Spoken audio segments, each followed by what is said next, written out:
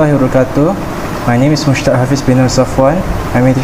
My matrix number is D21 21 38 63. Assalamualaikum warahmatullahi wabarakatuh. My name is Syafiq Azrai bin NORHAZIZI and my matrix number is I2105280.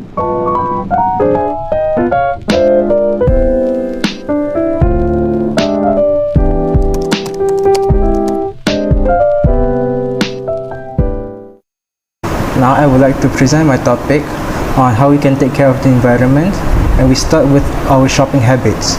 So let's learn together.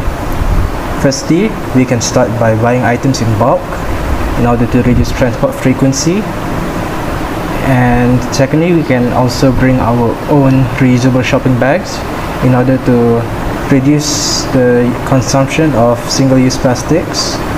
And thirdly, we can buy local products, as those products are produced here without the need to, let's say, getting shipped from overseas. And then on top of that, we can also avoid, in our shopping habits, we could avoid buying new electronics too frequently, as electronics require rare earth elements and materials that are very polluting to the environment in their extraction and production processes. Buying a new iPhone every time a new model comes out, although we could sell the old one in order to let other people use it, so the usage life of the phone is maximized in order to avoid any form of wastage. And on the topic of electronics, we should try to maintain or fix them whenever we encounter any problems with them. And just like before, we want to avoid waste of these materials that are already used to make the fan that is already in our possession. And so we should use these devices as much as we can, without being too excessive in their usage, such as obviously turning off those electronics when not in use and such. Our usage of these products, we also reduce our part in the electronics production cycle. And on top of that, in terms of usage, we should also avoid using too much internet, as the web servers that underpins the entire internet system, and these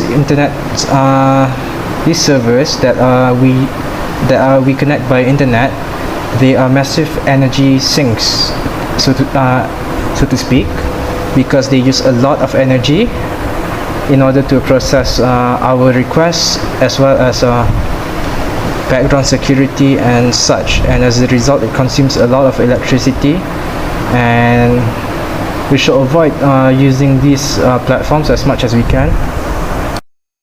I would like to leave the next part to my colleague.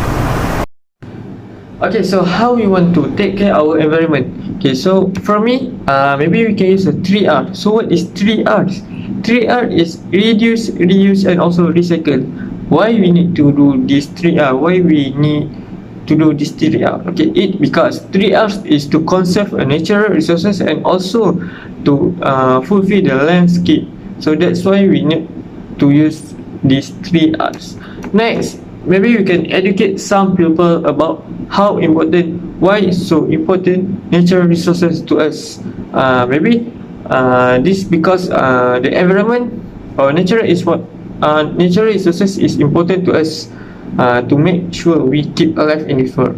If we don't have enough natural resources, it's gonna be hard to us to keep alive in this world. Maybe we can show the example to them what happen if our environment what happen if we don't take care of the environment. So that's why we need to make sure that our environment is safe and clean, to make sure we need to keep alive, to make sure we keep alive.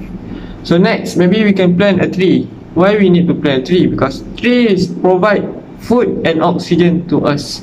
they also help to save the energy and clean the air from the air pollution.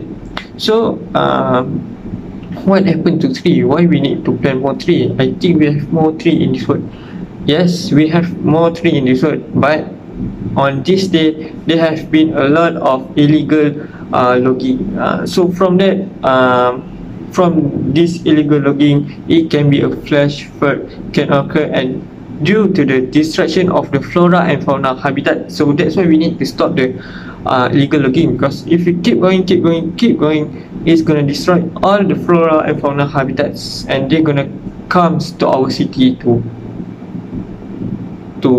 get the new habitats. So that's why we need to stop the illegal logging. Next, maybe we also need to make sure that our water doesn't have chemical. We need to make sure that chemical doesn't come into our waterway, because if chemical comes to our waterway, the water gonna be polluted and we cannot longer use the water, because if we use it, we're gonna get sick because use the water that not clean. So that's what happen if we gonna give chemical into our waterway. And lastly but not least, maybe we can reduce use our own transport and use more public transport, because from that we can ensure the air pollution is reduced. So that's why we need to use more public transport. So that's all from me, and I hope that gonna give a tips on how to take care of the environment. So that's all from me. Thank you so much.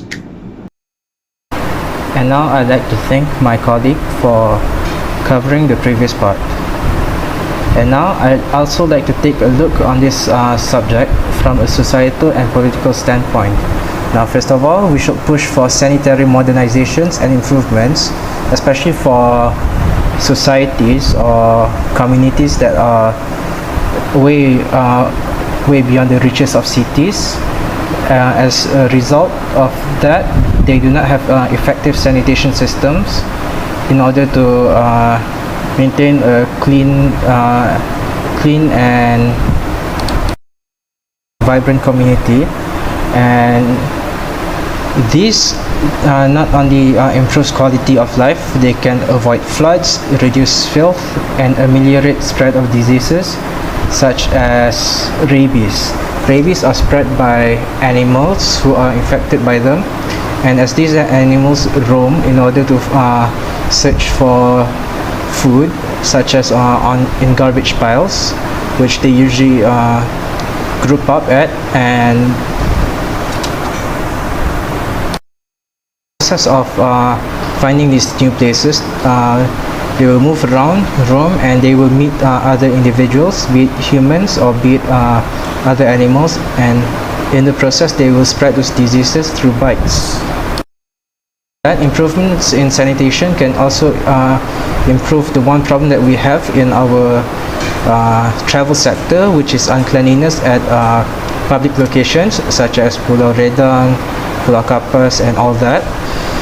And because of that, it has dampened the good spirits of the travelers that visit here, and these travelers may not recommend visiting our country as a result of their bad experiences, and it will reflect poorly on our country and in our travel sector's economy. We should also find our elected representatives and contact them via email or physical mail, or just a phone call to trust governments and officials to expand cities and avoid urban sprawl that has so far dictated that every individual needs a personal automobile. Cities should be designed in such a way that it promotes walkability as well as accessibility through public transport, and this will also improve life for the disabled.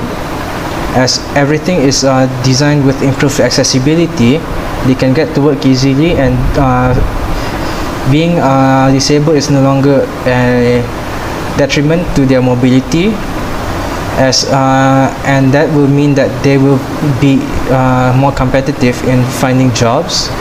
But then that is more of a community issue at large, and that cannot just be fixed through city design, but rather from a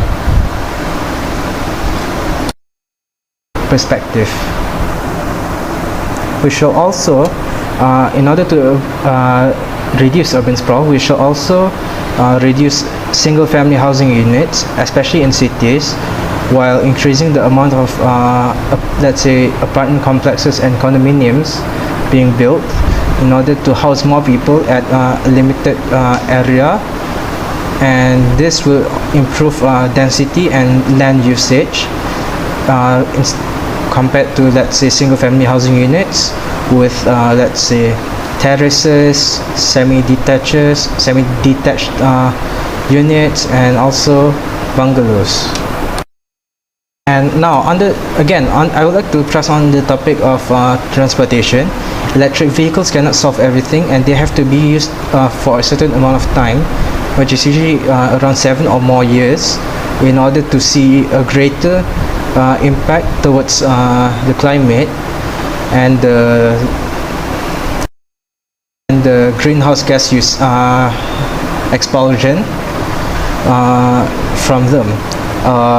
Actually most prominent during their production and less so during their usage, which is why they need that time to overcome their polluting production, which is the result of their batteries, and which we have touched on earlier, containing rare elements and materials that require polluting processes.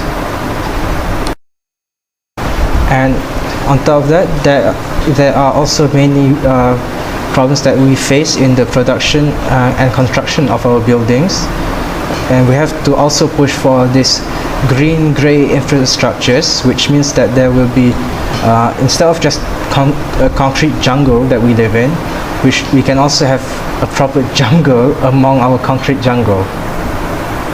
This will boost, let's say,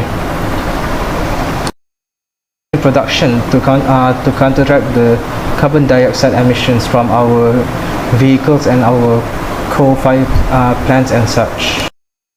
On the topic of power plants, we should also push for greener energy, be that windmills, be that solar power, be that geothermal, hydrothermal, or hydroelectric power, such as from dams, to create more sustainable energy sources that will power our current life and our children's life, and so on and so forth.